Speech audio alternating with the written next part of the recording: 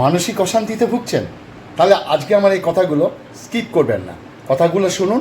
মানসিক অশান্তি থেকে কি করে শান্তি পাবেন তার উপায় কতগুলো টিপস আমি বলে দিচ্ছি, ওকে? মানসিক শান্তির জন্য প্রতিদিন এই কয়েকটি মাত্র কাজের অভ্যেস করতে হবে। এরকম 3 মাস একটানা যদি করতে পারো তাহলে দেখবে তুমি অনেকটা রিলিফ পেয়ে যাবে। নাম্বার 1, সকালে ঘুম থেকে উঠে প্রতিদিন একটু আধ্যাত্মিক কোনো সঙ্গীত শোনার চেষ্টা করো। না, অবশ্যই বসে থেকে শুনতে হবে না, তুমি ঘরের কাজ করার পাশাপাশি শুনতে পারো, কাজ করো, শোনো। নাম্বার 2, ব্যায়াম বা যোগ ব্যায়াম প্রত্যেকদিন 8 ঘন্টা সময় রাখবে। মনে রাখবে, ব্যায়াম বা ধ্যান শুধু শরীর নয়, মানসিক মানসিক শান্তির জন্য প্রচুর উপকারী। নাম্বার 3, নিজের পছন্দর মতো যে কোনো কাজের জন্য অল্প একটু সময় বের করো। পাশে সে গল্পের বই পড়া হতে পারে, গাছ লাগানো হতে পারে, সেলাই করা হতে পারে, কিংবা বন্ধুদের সাথে আড্ডা দেওয়া হতে পারে, সিনেমা কিংবা সিরিজ দেখা, যে কোনো কিছু। নাম্বার 4, নেতিবাচক কথা, নেতিবাচক মানুষ বা নেতিবাচক পরিবেশ থেকে যতটা পারবে নিজেকে দূরে রাখো, এবং সেটা তোমাকে প্রতিদিন ফলো করে যেতে হবে। নাম্বার 5, প্রতিদিন যে যার ঈশ্বরের কাছে বা আল্লাহর কাছে দিনে একটা সময় গিয়ে বসো এবং নিজের কাছে যা বর্তমানে যা যা আছে সবগুলো এক এক করে মনে করে ঈশ্বর বা আল্লাহকে ধন্যবাদ জানাও, এবং এটাও তোমাকে প্রতিদিন করে যেতে হবে। নাম্বার 6, টিভি কিংবা মোবাইলে হিংসাত্মক বা নেগেটিভ কোনো সিনেমা, গালিগালি এসব কিছু দেখবে না, শুনবে না। এর পরিবর্তে কমেডি, নাটক, ধর্মীয় আলোচনা বা গানের শো, ভালো নাচ, এগুলো দেখতে পারো। নাম্বার 7, মাঝে মধ্যে ঘরের 4 দেওয়ালের বাইরে বেরিয়ে কিছু সময়ের জন্য ঘোরো। আর যদি প্রতিদিন কাজের সূত্রে বেরোতেই হয় তাহলে একটা দিন অন্তপক্ষে নিজের কাজের বাইরে এমনি ঘুরে এসো। নাম্বার 8, যার সাথে কথা বলতে ভালো লাগে, যে তোমাকে ভালো অনুভব করায়, তার সাথে দরকার হলে আরও 10 মিনিট বাড়তি সময় দাও। নাম্বার 9, পর্যাপ্ত পরিমাণে ঘুমাও।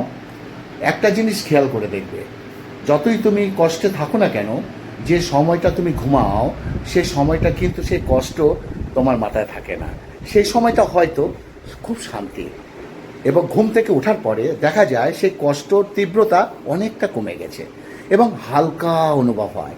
তাই ঘুম কিন্তু খুব গুরুত্বপূর্ণ। তাহলে কবে থেকে শুরু করছো আমার এই কথাগুলো ফলো করা? আজকের ভিডিওতে বলবো যারা বেশি কথা বলে তারা আসলে কেমন হয়। বন্ধুরা, যারা বেশি কথা বলে তাদের মধ্যে সাধারণত এই 9টি বৈশিষ্ট্য তুমি দেখতে পাবে। নাম্বার 1, তারা সাধারণত একটু বোকা টাইপের হয়। অতিরিক্ত কথা বলতে গিয়ে অনেক সময় গোপন কথা ফাঁস করে দেয়, তাই অনেকে তাদের বিশ্বাস করতে ভয় পায়, কিন্তু তারা ইচ্ছাকৃতভাবে এই কাজটা সাধারণত করে না। স্বভাব বৈশিষ্ট্য এমন, মুখ ফসকে কথা বেরিয়ে যায়। নাম্বার 2, কোথায় কখন কতটা বলতে হবে এ বিষয় নিয়ে তারা খুব একটা ভাবে না, যখন তখন বকবক করতে বেশ ভালোবাসে। নাম্বার 3, আসর জমাতে তাদের জুড়ি মেলা ভার, গল্প, আড্ডা, হই হুল্লোড় তারা মাতিয়ে রাখার ক্ষমতা রাখে। নাম্বার 4, তারা হুট করে যাকে তাকে বিশ্বাস করে ফেলে।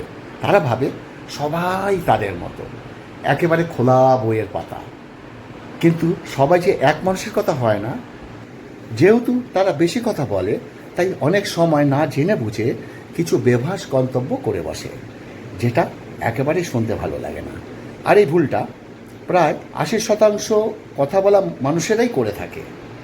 নাম্বার 6, তারা কাউকে ফোন করলে সহজে ফোন রাখতে চায় না, যার কারণে অনেকেই তাদের ফোন এলে না এড়িয়ে যায়। অনেকে তাদের ব্যস্ত সময় এমন মানুষের সময় রাস্তায় দেখা হয় বিশেষ কথাও বলতে চান না, যার ফলে বেশি কথা বলা মানুষেরা না চাইতেও অন্যদের সঙ্গে বিরক্তির কারণ হয়ে দাঁড়ায়। তো বেশি কথা বলা আসলে ভালো নয়।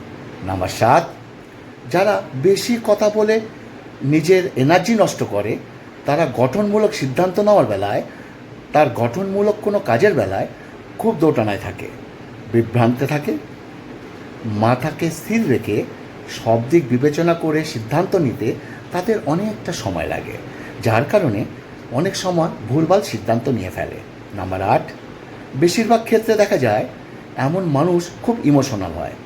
তাদের বোকা বানানোটা আসলে খুব সহজ। কোনটা আসল আর কোনটা নকল সেটা তারা সহজে বুঝতে পারে না। কষ্ট দেখলেই একদম গলে জল হয়ে যায়, যার কারণে তাদের যে কেউ ব্যবহার করতে পারে। নাম্বার 9, বেশি কথা বলা মানুষেরা সংক্ষেপে আসল কথাটা বেশি বুঝিয়ে বলতে পারে না। যতটুকু বলার প্রয়োজন তার থেকে বাড়তি কিছু বলে ফেলার কারণে অনেকে তাদের সম্পূর্ণ কথা শোনার ধৈর্য রাখতে পারে না। বা যারা বেশি কথা বলো নিজেকে পরিবর্তন করা দরকার। এটা কিন্তু লাভের থেকে লোকসানের পরিমাণটা বেশি হয়, তাই না? আপনিও কি বেশি কথা বলেন, বা তুমিও বেশি কথা বলো? আর যদি আজকে ভিডিওটি ভালো লাগে প্লিজ ফেসবুকের মাধ্যমে অন্যের কাছে একটু পৌঁছে দিও, এটা হচ্ছে আমার আবদার। আর আমার একটা ইউটিউব চ্যানেল আছে, ইউটিউবের চ্যানেলের লিঙ্কটা তোমায় দিয়ে দিচ্ছি, নিচের দিকে দেখো বা পাশের সাইডে দেখো। নাম্বার 5, যেহেতু তারা বেশি কথা বলে তাই অনেক সময় না জেনে বুঝে কিছু বেভাস গন্তব্য করে বসে, যেটা একেবারেই শুনতে ভালো লাগে না।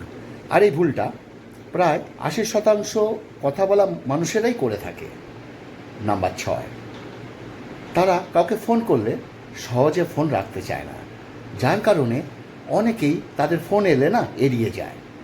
অনেকে তাদের ব্যস্ত সময় এমন মানুষের সময় রাস্তায় দেখা হয় বিশেষ কথাও বলতে চান না, যার ফলে বেশি কথা বলা মানুষেরা না চাইতেও অন্যদের সঙ্গে বিরক্তির কারণ হয়ে দাঁড়ায়। তো বেশি কথা বলা আসলে ভালো নয়। নাম্বার 7, যারা বেশি কথা বলে নিজের এনার্জি নষ্ট করে তারা গঠনমূলক সিদ্ধান্ত নেওয়ার বেলায়, তার গঠনমূলক কোনো কাজের বেলায় খুব দোটানায় থাকে, বিভ্রান্তে থাকে। মাথাকে স্থির রেখে সব দিক বিবেচনা করে সিদ্ধান্ত নিতে তাদের অনেকটা সময় লাগে, যার কারণে অনেক সময় ভুলভাল সিদ্ধান্ত নিয়ে ফেলে। নাম্বার 8, বেশিরভাগ ক্ষেত্রে দেখা যায় এমন মানুষ খুব ইমোশনাল হয়। তাদের বোকা বানানোটা আসলে খুব সহজ। কোনটা আসল আর কোনটা নকল সেটা তারা সহজে বুঝতে পারে না। কষ্ট দেখলেই একদম গলে জল হয়ে যায়, যার কারণে তাদের যে কেউ ব্যবহার করতে পারে। নাম্বার 9, বেশি কথা বলা মানুষেরা সংক্ষেপে আসল কথাটা বেশি বুঝিয়ে বলতে পারে না। যতটুকু বলার প্রয়োজন তার থেকে বাড়তি কিছু বলে ফেলার কারণে অনেকে তাদের সম্পূর্ণ কথা শোনার ধৈর্য রাখতে পারে না। বা যারা বেশি কথা বলো নিজেকে পরিবর্তন করা দরকার।